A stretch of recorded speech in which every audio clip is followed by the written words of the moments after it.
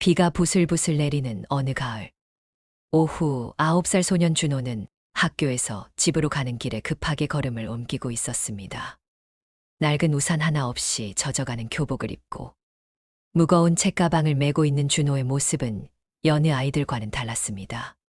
그때 앞에서 한 할머니가 무거운 장보기 봉투들을 들고 비를 맞으며 힘겹게 걸어가고 있는 것을 보았습니다.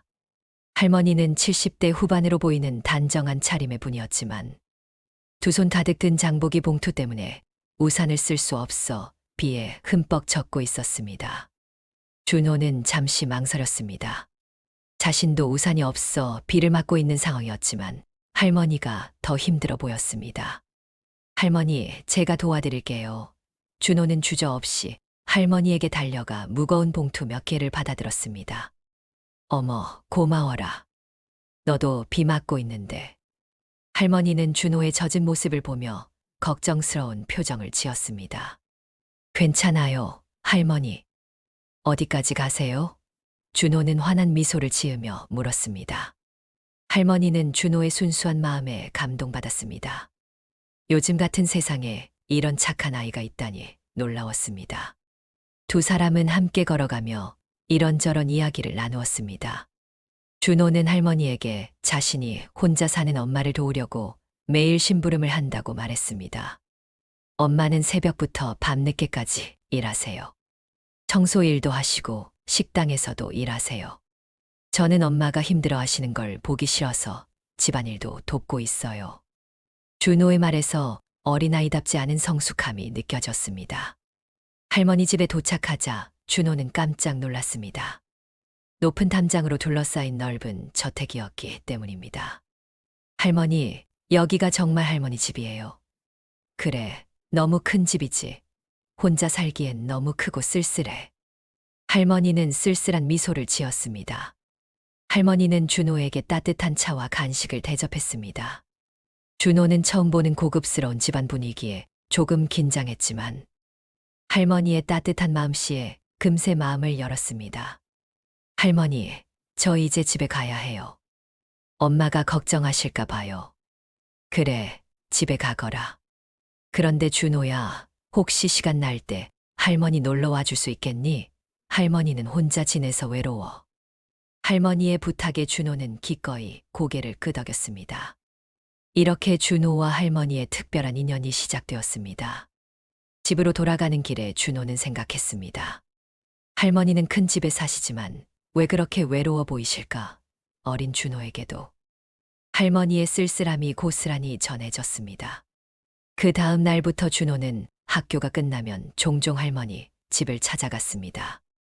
할머니는 박순덕이라는 이름을 가진 분으로 젊은 시절 남편과 함께 작은 공장을 운영하다가 큰 성공을 거둔 분이었습니다. 하지만 자녀들은 모두 해외에 살고 있어 혼자 지내고 있었습니다. 준호는 할머니와 함께 정원을 가꾸기도 하고 할머니가 들려주는 옛날 이야기를 듣기도 했습니다. 할머니는 준호에게 자신의 젊은 시절 이야기를 들려주었습니다. 할머니도 어릴 때는 가난했단다. 그래서 너처럼 착한 아이들을 보면 마음이 아파. 한편 준호도 자신의 이야기를 털어놓았습니다. 아빠는 제가 5살 때 교통사고로 돌아가셨어요. 그래서 엄마 혼자 저를 키우시느라 너무 고생하세요. 저도 빨리 어른이 되어서 엄마를 도와드리고 싶어요. 할머니는 준호의 이야기를 들으며 눈물을 글썽였습니다. 어린 나이에 이런 고생을 하는 아이를 보니 마음이 아팠습니다. 준호야, 너는 정말 효자구나. 하지만 너무 어른처럼 생각하지 마라. 아이는 아이답게 놀기도 하고 공부하기도 해야 해. 시간이 지나면서 두 사람은 서로에게 없어서는 안 될 존재가 되어갔습니다. 할머니에게 준호는 외로움을 달래주는 작은 천사 같은 존재였고, 준호에게 할머니는 따뜻한 마음으로 자신을 보살펴주는 또 다른 가족 같은 존재였습니다. 어느 날 준호는 할머니께 조심스럽게 물어봤습니다. 할머니는 돈이 많으세요? 할머니는 웃으며 대답했습니다. 왜 갑자기 그런 걸 물어보니? 그냥요. 우리 엄마는 돈이 없어서 항상 걱정하세요. 전기요금이나 집세 때문에 밤에 혼자 우시기도 해요. 할머니는 준호의 순수한 질문에 마음이 아팠습니다.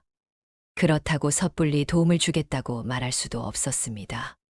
자존심 강한 준호 엄마가 받아들이지 않을 것을 알고 있었기 때문입니다. 준호야, 돈은 중요하지만 가장 중요한 건 마음이란다.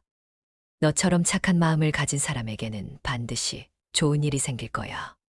할머니는 준호를 위해 몰래 계획을 세웠습니다. 직접적인 도움 대신 준호가 자연스럽게 도움을 받을 수 있는 방법을 생각해 보았습니다.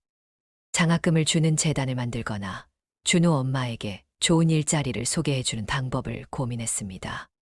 그러던 어느 날 준호가 평소보다 우울한 표정으로 할머니 집을 찾아왔습니다. 할머니, 저희 엄마가 아프셔서 병원에 입원하셨어요. 치료비가 많이 든대요. 준호의 눈에는 눈물이 고였습니다. 할머니는 준호를 안아주며 위로했습니다. 걱정하지 마라, 준호야. 분명히 방법이 있을 거야. 이때부터 할머니는 본격적으로 준호 가족을 도울 방법을 찾기 시작했습니다. 하지만 이 모든 도움이 자연스러워 보이도록 신중하게 계획을 세웠습니다.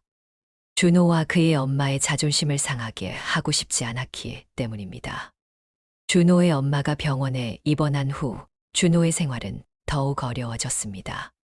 친척 아주머니 댁에 임시로 머물게 되었지만 그곳에서의 생활은 순탄하지 않았습니다. 친척 아주머니는 겉으로는 준호를 돌봐주는 척했지만 실제로는 준호를 귀찮게 여겼습니다. 준호야, 너 때문에 우리 집이 얼마나 힘든지 알아? 밥값도 만만치 않고 전기요금도 올랐어. 아주머니는 어린 준호에게 거침없이 말했습니다. 준호는 미안한 마음에 제가 뭔가 도울 일이 있을까요? 라고 물었지만 아주머니는 차가운 표정으로 내가 뭘 도와? 그냥 얌전히 있기나 해. 라고 답했습니다. 더욱 힘든 것은 아주머니의 아들인 준호보다 2살 많은 사촌형 민수였습니다. 민수는 평소 준호를 질투하고 있었습니다. 준호가 공부를 잘하고 어른들에게 칭찬받는 것이 못마땅했던 것입니다. 야, 너 우리 집에서 얻어먹고 있는 주제의 공부는 왜 그렇게 열심히 해? 어차피 너네 엄마는 돈도 없잖아. 학교에서도 상황은 좋지 않았습니다. 준호는 점심값을 낼 수 없어서 자주 굶었습니다. 친구들이 맛있는 도시락을 먹을 때 준호는 물만 마시며 배고픔을 참았습니다. 선생님이 준호의 상황을 눈치채고 도와주려 했지만 준호는 괜찮아요 라고 말하며 도움을 거절했습니다. 할머니는 준호가 며칠째 나타나지 않자 걱정이 되었습니다. 평소 같으면 매일 찾아오던 준호가 일주일 넘게 오지 않았기 때문입니다. 할머니는 준호가 다니는 학교 근처를 찾아다니며 준호를 찾았습니다. 드디어 학교 앞에서 준호를 발견했을 때 할머니는 깜짝 놀랐습니다. 준호는 며칠 사이에 많이 야위어 있었고 평소의 밝은 표정도 사라져 있었습니다. 준호야, 할머니가 부르자 준호는 고개를 들었습니다. 할머니? 왜 이렇게 안 왔니? 할머니가 얼마나 걱정했는데. 할머니의 따뜻한 말에 준호는 참았던 눈물을 터뜨렸습니다. 할머니, 저는 준호는 말을 제대로 잇지 못했습니다. 할머니는 준호를 조용한 카페로 데려가서 따뜻한 음료와 샌드위치를 주문했습니다. 배고팠던 준호는 음식을 보자 눈물이 더욱 흘렀습니다. 천천히 먹어, 준호야. 그리고 할머니에게 무슨 일이 있었는지 얘기해 보렴. 준호는 할머니에게 자신이 겪고 있는 모든 상황을 털어놓았습니다. 친척집에서의 냉대, 학교에서의 어려움, 엄마에 대한 걱정까지 모든 것을 말했습니다. 할머니는 준호의 이야기를 들으며 가슴이 아팠습니다. 어떻게 이런 착한 아이가 이런 고생을 해야 하나라는 생각에 눈물이 났습니다. 준호야, 이제 걱정하지 마라. 할머니가 도와줄게. 하지만 할머니, 저는 남에게 폐를 끼치고 싶지 않아요. 준호의 말에 할머니는 고개를 저었습니다. 폐가 무슨 폐야. 할머니는 준호가 진짜 손자같이 소중해. 가족이 서로 도와주는 게 당연한 거 아니겠니? 이 순간부터 할머니는 준호를 제대로 도와주기로 마음먹었습니다. 더 이상 이런 어려움을 혼자 감당하게 둘 수는 없었습니다. 할머니는 즉시 행동에 나섰습니다. 먼저 준호의 엄마가 입원한 병원을 찾아가서 상황을 파악했습니다. 의사 선생님께 준호 엄마의 상태를 물어보니 치료비 걱정 때문에 제대로 된 치료를 받지 못하고 있다는 것을 알게 되었습니다. 할머니는 조용히 병원비를 지불하고 준호 엄마가 최고의 치료를 받을 수 있도록 주치의에게 부탁했습니다. 하지만 이 모든 것이 익명의 후원자에 의한 것처럼 보이게 했습니다. 환자분께는 시민단체에서 후원해 주는 것으로 말씀드리겠습니다. 라고 병원 관계자에게 당부했습니다. 다음으로 할머니는 준호의 친척집 상황을 해결하기로 했습니다. 할머니는 직접 친척집을 찾아가서 정중하게 인사를 드린 후 준호에 대한 이야기를 나누었습니다. 준호 어머니가 회복되실 때까지 제가 아이를 돌보겠습니다. 그동안 신경 써주셔서 정말 감사했습니다. 친척 아주머니는 처음에는 의아해했지만 할머니가 정중하고 품위 있는 분임을 알 수 있었습니다. 할머니는 그동안의 수고비라며 상당한 금액을 봉투에 넣어 전달했습니다. 아, 이런 건 왜 주세요? 우리가 당연히 해야 할 일인데. 아주머니는 사양했지만 할머니는 꼭 받으라고 했습니다. 준호는 할머니 집에서 지내게 되었습니다. 처음에는 어색해했지만 할머니의 따뜻한 보살핌에 점차 마음을 열어갔습니다. 할머니는 준호를 위해 방을 새로 꾸며주고 학용품도 모두 새 것으로 사주었습니다. 할머니, 이런 것까지 사주시면 안 돼요. 너무 비쌀 거예요. 준호야, 할머니가 기뻐서 사주는 건데 왜 걱정하니? 할머니는 혼자 살면서 돈 쓸 일이 없어서 지루했어. 이제 준호 때문에 쇼핑하는 재미가 생겼다고. 할머니의 말에 준호는 환하게 웃었습니다. 할머니는 또한 준호의 학습 환경도 개선해 주었습니다. 과외 선생님을 구해서 준호가 뒤처진 공부를 따라잡을 수 있도록 도와주었습니다. 준호는 안정된 환경에서 공부할 수 있게 되자 놀라운 실력 향상을 보였습니다. 한편 할머니는 준호 엄마를 위한 계획도 세웠습니다. 자신이 운영하는 여러 회사 중 하나에서 준호 엄마가 회복된 후 일할 수 있는 자리를 마련해 두었습니다. 물론 이것도 자연스럽게 보이도록 준비했습니다. 어느 날 저녁 준호는 할머니에게 조심스럽게 물었습니다. 할머니, 제가 할머니께 너무 많은 걸 받고 있는 것 같아요. 저는 할머니께 뭘 드릴 수 있을까요? 할머니는 준호를 따뜻하게 안아주며 말했습니다. 준호야, 너는 할머니에게 이미 가장 소중한 것을 줬어. 바로 사랑과 웃음이야. 할머니는 준호 덕분에 매일이 행복하단다. 준호의 눈에서 감사의 눈물이 흘렀습니다. 할머니, 저도 할머니를 정말 사랑해요. 할머니가 아니었다면 저는 어떻게 됐을까요? 그런 생각하지 마라. 너 같은 착한 아이에게는 반드시 좋은 일이 생기게 되어 있어. 할머니는 그 좋은 일 중 하나일 뿐이야. 이렇게 할머니의 도움으로 준호의 생활은 완전히 달라졌습니다. 하지만 할머니는 이 모든 도움이 준호와 그의 가족의 자존심을 상하게 하지 않도록 세심하게 배려했습니다. 2달 후 준호 엄마가 완전히 회복되어 퇴원할 날이 다가왔습니다. 준호는 기쁘면서도 한편으로는 걱정이 되었습니다. 엄마와 다시 살게 되면 할머니와 헤어져야 한다는 생각 때문이었습니다. 할머니는 준호의 마음을 알아채고 말했습니다. 준호야, 엄마와 함께 사는 게 가장 좋은 거야. 하지만 할머니도 준호가 보고 싶을 때는 언제든지 놀러 와도 된다고. 정말요, 할머니? 당연하지. 우리는 이제 진짜 가족이잖아. 준호 엄마가 퇴원하는 날, 할머니도 함께 병원에 갔습니다. 처음 만난 준호 엄마는 할머니에게 깊은 감사를 표했습니다. 어르신, 정말 어떻게 감사를 드려야 할지 모르겠어요. 우리 준호를 이렇게 잘 돌봐주시고. 무슨 말씀이세요? 준호는 제게 더 큰 기쁨을 줬어요. 오히려 제가 감사해야 할 입장입니다.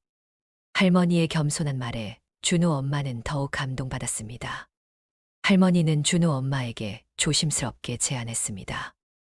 혹시 괜찮으시다면 제가 아는 회사에서 사무직을 구할 수 있을 것 같은데요. 급여도 나쁘지 않고 복지도 좋은 편입니다. 준호 엄마는 처음에는 사양했지만 할머니가 준호를 위해서라도 안정적인 일자리를 가지시는 게 좋겠어요. 라고 설득하자 결국 받아들였습니다. 새 집도 할머니가 도와주었습니다. 제가 여러 부동산을 가지고 있는데 그 중 하나를 합리적인 가격에 임대해 드릴 수 있어요. 준호 학교에서도 가깝고 환경도 좋은 곳이에요. 이렇게 준호 가족은 완전히 새로운 삶을 시작하게 되었습니다. 몇 달이 지난 후 준호는 학교에서 전교 1등을 할 정도로 성적이 향상되었습니다.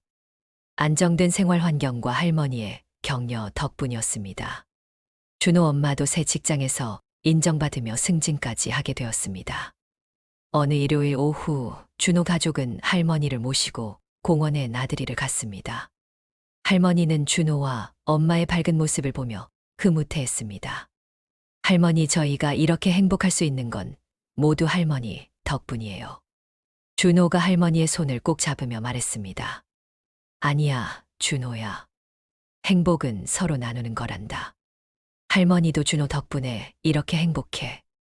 할머니의 말에 준호 엄마도 고개를 끄덕였습니다. 정말 그래요. 어머님께서는 저희에게 새 생명을 주신 거나 마찬가지예요. 그날 저녁 준호는 일기장에 이렇게 썼습니다. 오늘 할머니와 함께 공원에 다녀왔다. 할머니는 내게 돈보다 더 소중한 것을 주셨다. 바로 사랑과 희망이다. 나도 커서 할머니처럼 어려운 사람들을 도와주고 싶다. 그것이 할머니께 보답하는 길이라고 생각한다. 1년 후 준호는 중학교에 입학했습니다. 할머니는 입학 선물로 준호에게 특별한 것을 주었습니다. 바로 장학재단 설립 소식이었습니다. 준호야, 할머니가 작은 천사 장학재단을 만들었어.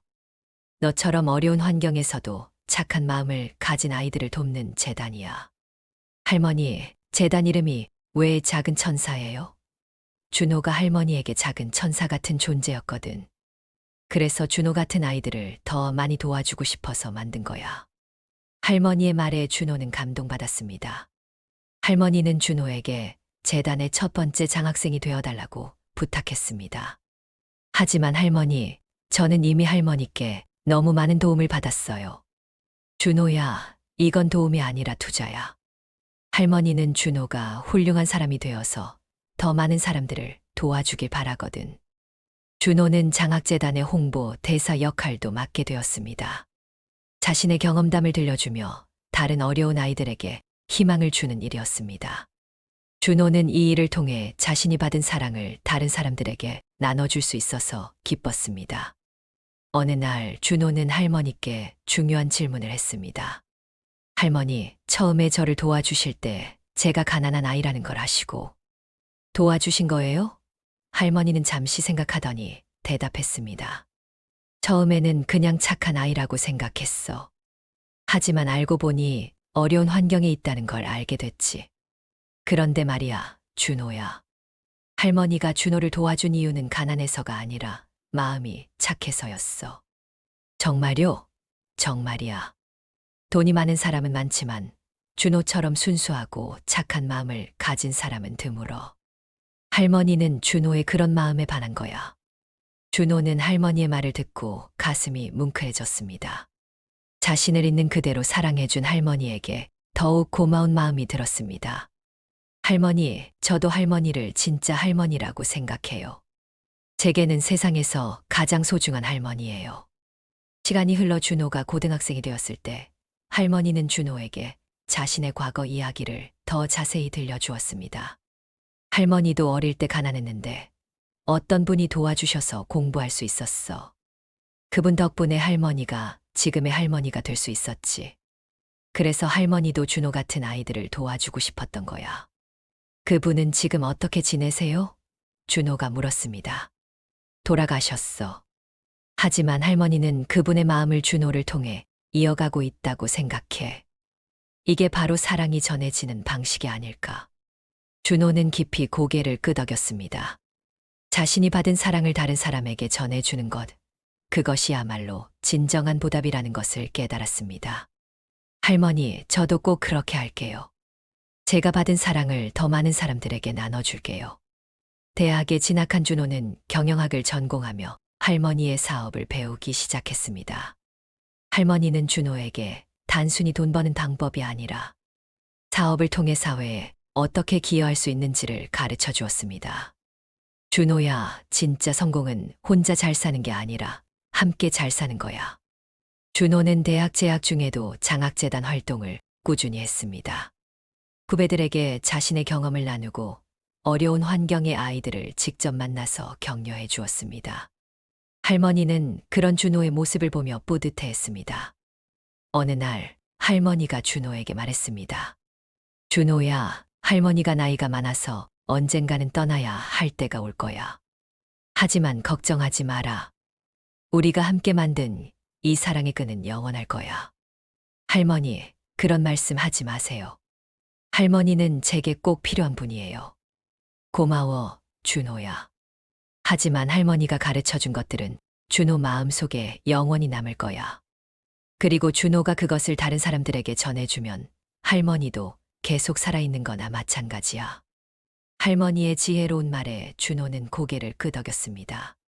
그로부터 몇 년 후 준호는 대학을 졸업하고 할머니와 함께 사회공헌 사업을 본격적으로 시작했습니다. 작은 천사장학재단은 이제 전국적으로 유명한 장학재단이 되었고 수많은 아이들이 꿈을 키워갈 수 있게 되었습니다. 준호는 결혼 후에도 할머니를 모시며 살았습니다. 준호의 아내도 할머니를 친할머니처럼 모셨고 90세가 된 할머니는 여전히 건강했지만 어느 날 조용히 준호를 불러 말했습니다. 준호야, 할머니 정말 행복했어. 준호를 만난 그날부터 지금까지 매 순간이 선물 같았어. 할머니, 저야말로요. 할머니가 아니었다면 지금의 제가 있을 수 없었을 거예요. 우리는 서로에게 선물 같은 존재였구나. 이런 만남이야말로 기적이 아닐까. 할머니와 준호는 서로를 바라보며 환하게 웃었습니다. 그들 사이에는 말로 표현할 수 없는 깊은 사랑과 감사가 흘렀습니다.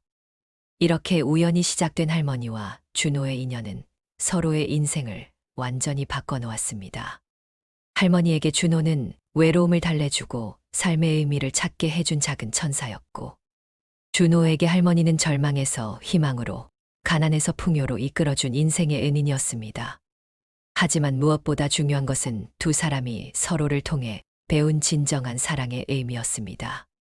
조건 없는 사랑, 나누는 기쁨, 함께하는 행복. 이것이 바로 할머니와 준호가 서로에게 선물한 가장 소중한 것이었습니다. 그리고 이 아름다운 사랑의 이야기는 작은 천사장학재단을 통해 수많은 사람들에게 전해져 오늘도 어디선가 새로운 기적을 만들어가고 있습니다. 진정한 사랑은 이렇게 끝없이 이어져 나가는 것이라는 교훈을 남기면서 말입니다.